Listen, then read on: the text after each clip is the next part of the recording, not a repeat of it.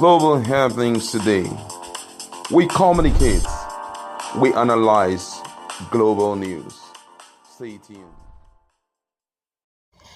Hello, beautiful people. Welcome to Global Happenings Today YouTube channel. Yes, 2023 elections is on everyone's lips. Former governors, former president, politicians, president-serving senators, governors alike, everyone, the whole of Nigeria are talking about the 2023 election. It's a make-or-match situation, as even the former president of Nigeria have decided to open up on a lot of things, and they have decided to bear it all.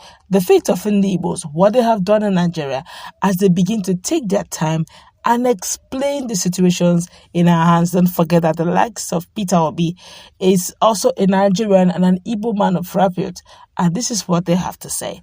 But before we go to the news proper, kindly subscribe to our channel by clicking on the red subscribe button beside it. You see bell notification icon. Please go ahead, click on it to get notified as soon as you update our channel on YouTube. Well, ahead of the 2023 presidential election, the former president of Nigeria, Goodluck Ebele Jonathan, on Saturday called on Nigerians to vote for the presidential candidate of any political party that believe in the unity of Nigeria.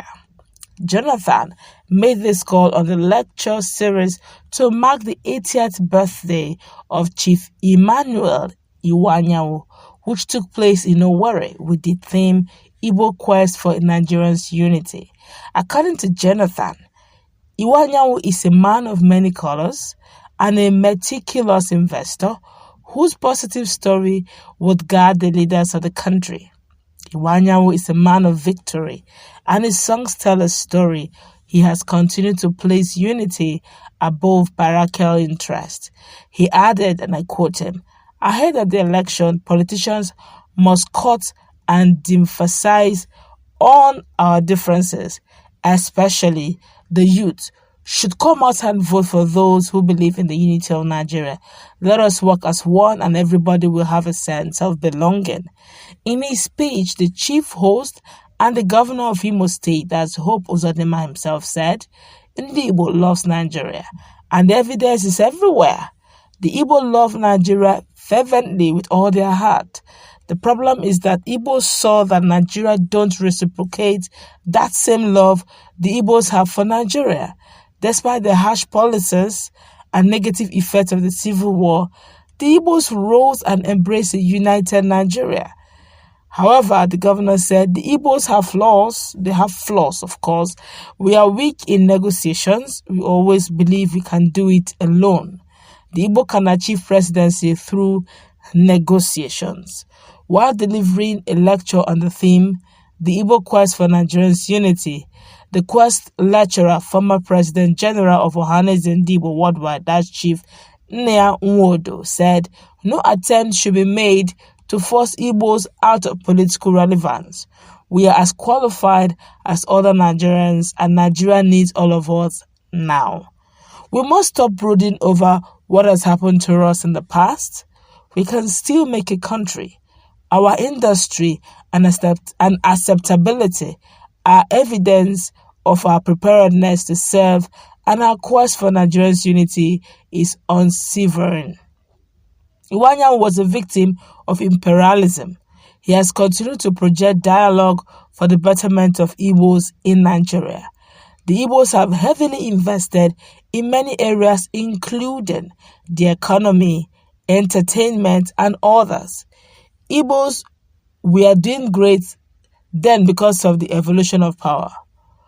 Nigeria cannot pacify Igbos or the northern Christians who have been relegated to second-class citizens.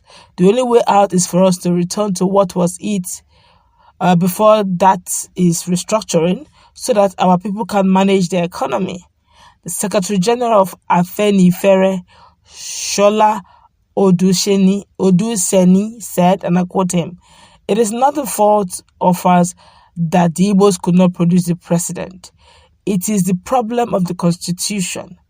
Just like the entire Southeast has about 95 local government areas, if we go to Kano and one other local government has more local government than the entire Southeast, the whole entire Southeast region. The representative of the Middle Belt Forum, that's Pogo, Bitrus Pogo, briefly said, and I quote him, "We have agreed that we will support the Igbos for presidency come 2023. We decided because of the marginalization." Wow, these are quite conscientized persons, and it is good to note even the likes of former President Goodluck Ebele Jonathan believes that the Igbos, we can always harness and gain so much from the industrialized nature of the Igbos. I could still remember when he said something like that the Igbos are vast in trade, in commerce, and even in academia, education. He said those days when he was growing up, once you are very intelligent or very brilliant, they compare you with that you are now the Obi Chikobi, of course, we all know the Obi Chikobi, the intelligent gurus, the geniuses. And that's to tell you that every part of Nigeria matters. Of course, Nigerians have decided to react to this. We're going to take cross session in no particular order and quickly wrap this up. This one here saying, and one of the candidates who says that it is his turn never believed in Nigeria.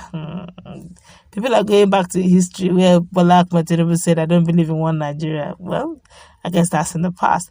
Another person here is saying, "Nice one. That's the reason why I was so vote for Peter Obi." Let's not, Peter Obi, I've always said that thing before. So don't vote for me because I'm a Igbo or I'm from one particular tribe. So vote for me because I have capacity. Vote for me because I have competence. Vote for me because I have integrity. Because Nigeria has gone beyond that ethnicity. And don't forget the new policy or the new bill they're about to pass into law.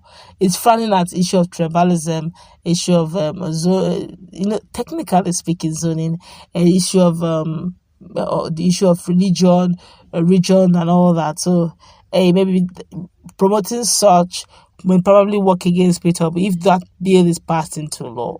Okay, this one here is saying, unity when no dey yield result. That one na unity. We don't try the unity several, still no real change. He better make we try splitting. No, let's not split. Okay, the beauty in Nigeria is our diversity. The only thing that is happening right now is the fact that a whole lot of Nigerians believe or they are feeling like second-class citizens. If we get the leadership right, Nigeria will be great again. Nigeria will be great again. But there's always been this challenge. Each time we talk about this, offline, there's always this belief that they believe that even if Peter Obi wins and he runs this for 8 years, if he gets the wrong person on the seat, it may take us 20 years backwards. That they quickly make a reference to the surplus that Peter Obi left in Anambra State, where Obiano took over and made it a deficit of even in billions. He had a surplus in millions. By the time Obiano took over after 8 years, Anambra State entered the deficit or started owing in billions, which that's also to tell you that if Peter Obi walks into a particular, Peter Obi and Dati, Yusuf Dati walks into a particular level of correcting Nigeria, the next person who takes over, if he doesn't get it right, Nigeria may go back to time. We'll go back to history. Let's hope that it doesn't get to that level. Let's take it one day at a time. That's going to wrap it up. Let's meet in our comment section.